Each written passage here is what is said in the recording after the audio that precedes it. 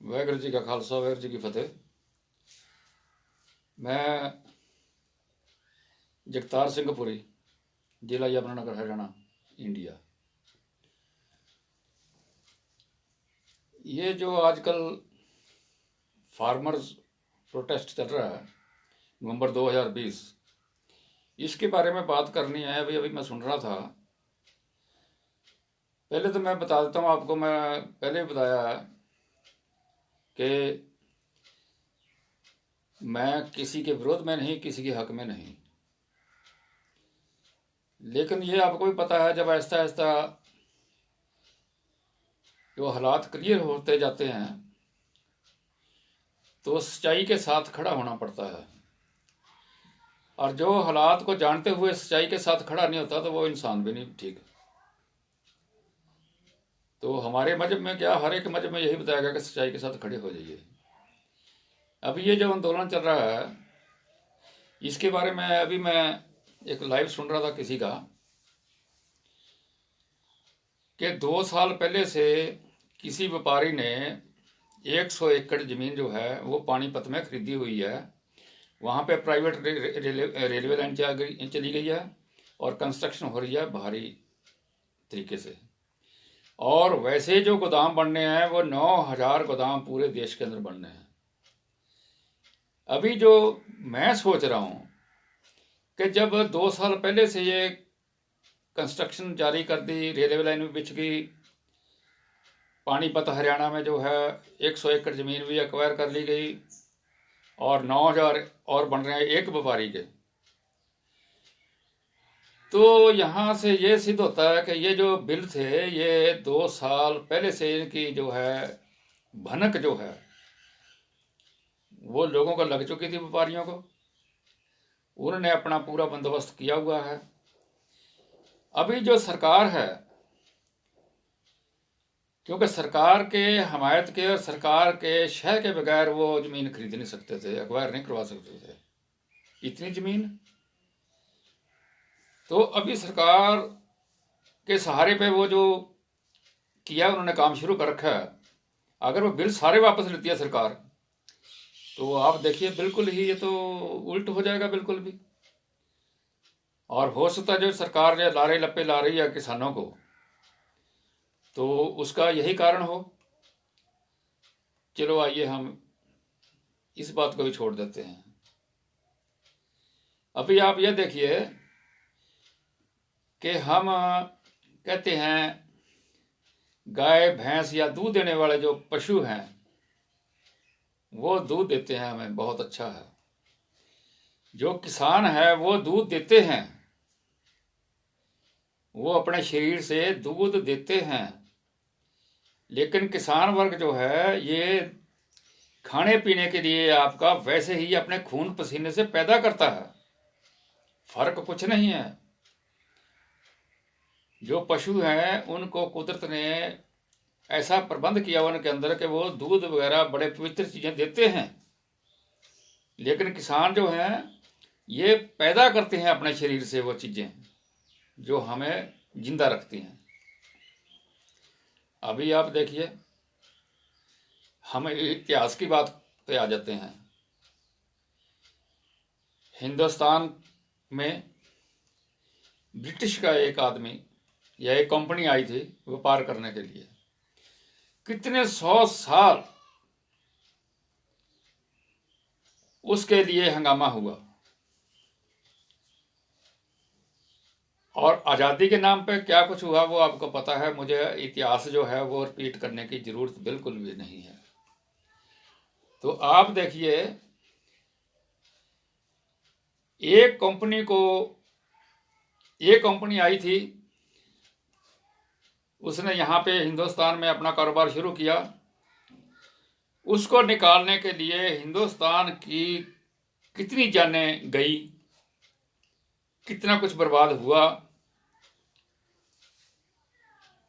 ये एक मिसाल है, इतिहास है ये। तो अभी जिस प्रकार से ये सरकार ने कानून बना दिए, चलो मैं तो सोच रहा था अभी बने होंगे, लेकिन आज जो पता लग रहा है कि 2 साल पहले से वो जो व्यापारी हैं जो जमीनें एक्वायर करवा रहे हैं, रेलवे लाइन भी निकल रही है उनके लिए, तो वो तो बहुत देर से अपना ये इंतजाम किए हुए बैठे हैं कि बिल पास हो गया तो सारा काम हो गया। उनको ये पता नहीं था कि किसान वर्ग जो है ये खड़ा हो जाएगा उनके मुखालफत में, ये किसी को भी पता नहीं था। और आज तक का रिकॉर्ड है कि अगर पंजाब का किसान खड़ा हुआ है तो वो अकेला रह गया, हरियाणा का किसान खड़ा हुआ है, आंदोलन को खड़ा किया तो वो अकेले रह गए, अगर कहीं और यूपी में कहीं और आंदोलन हुआ वो अकेले रह गए।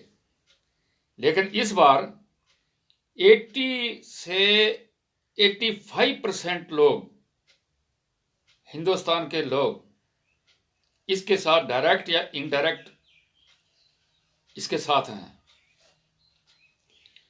तो आप देखिए,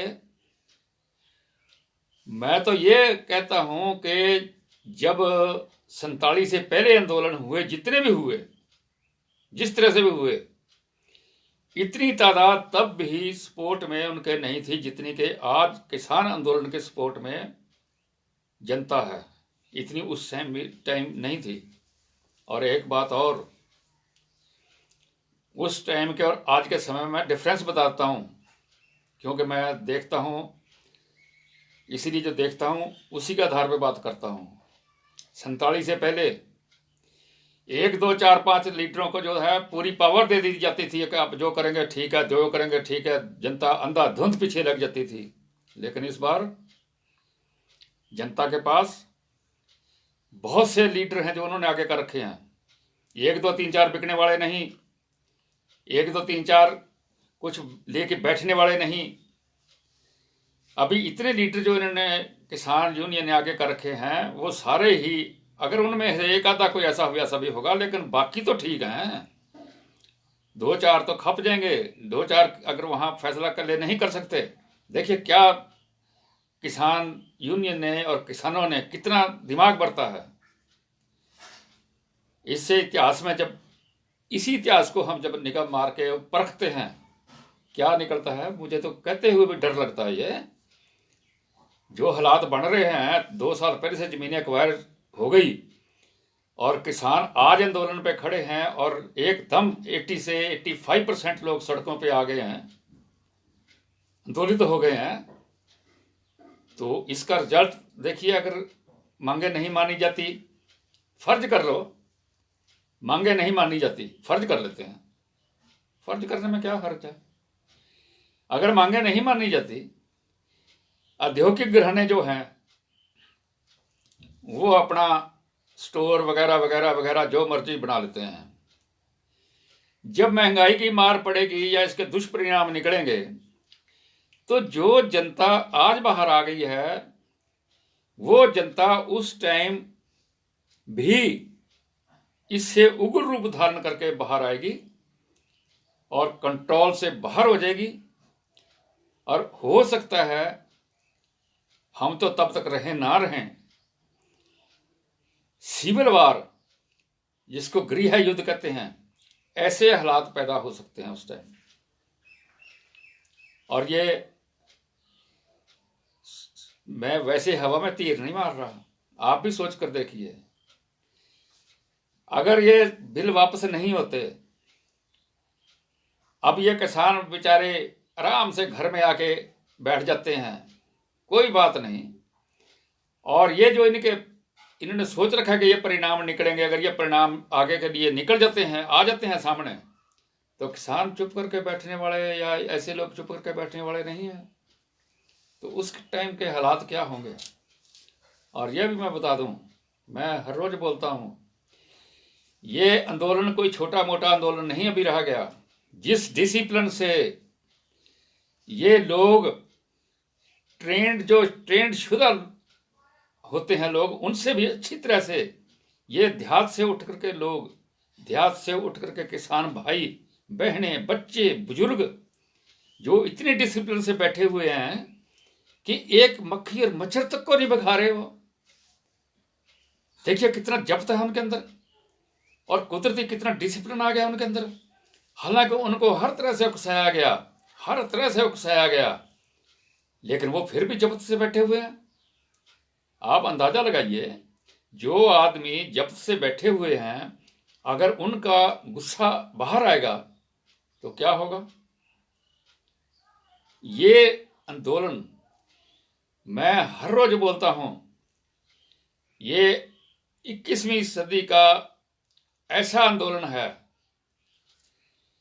कि जो दुनिया इसको देखेगी, दुनिया इसको विचारेगी, दुनिया के देश लोग इसकी सराहना करेंगे और ऐसे ही वो अपने अपने मुल्कों में शुरू करेंगे। अभी एक बात पे आ जाते हैं।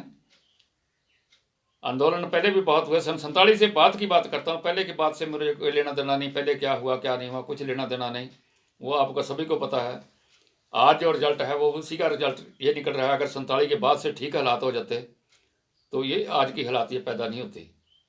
ठीक है, सरकारें बदलती रही, लेकिन सरकारों का जो एम था, जो बात थी, वो हर सरकार की एक ही बात रही, उसका रिजल्ट ये निकला। तो अभी आ जाते हैं बात पे।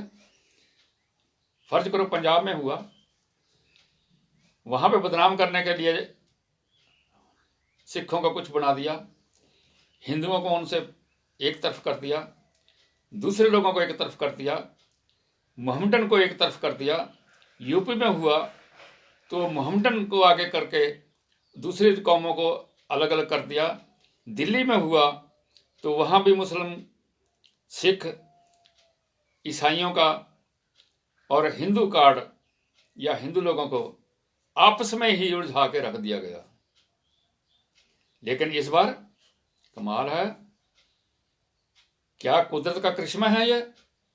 इस टाइम कोई मजहब की बात ही नहीं आ रही किसी के, कोई राजनीति की किसी की बात ही नहीं आ रही, सब एक हैं, एक ही जगह बैठ के खा रहे हैं, अपने अपने धर्म के अनुसार एक ही जगह बैठ के इबादत कर रहे हैं।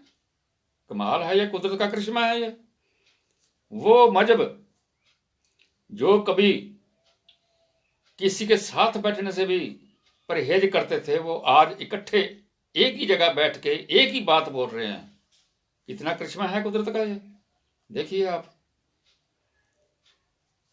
तो कहने का तात्पर्य यह था कि इस टाइम लोग बहुत सियाने हैं, समझदार हो चुके हैं, वो किसी मिट्टी गोली में आने वाले नहीं हैं।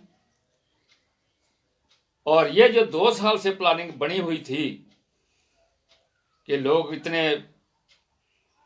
दिमाग से कमजोर हैं कि उन पे हर बार चलता रहेगा, चल जाएगा, तो वो चलता हुआ दिखता नहीं है। एक बात मैं और बता देता हूं, जैसे हालात अभी दिख रहे हैं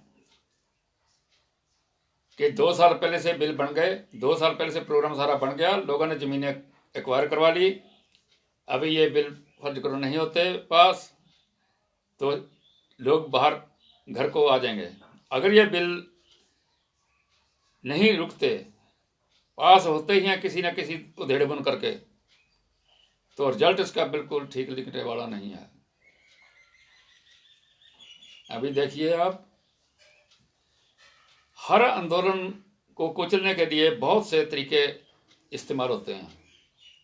जैसे चैनलों पर भी आप सुन रहे हैं, मजहबी रंग भी खेला जाता है, शरारती लोगों का भी शरारत कर देते हैं, वो आती है शरारत हो जाती है,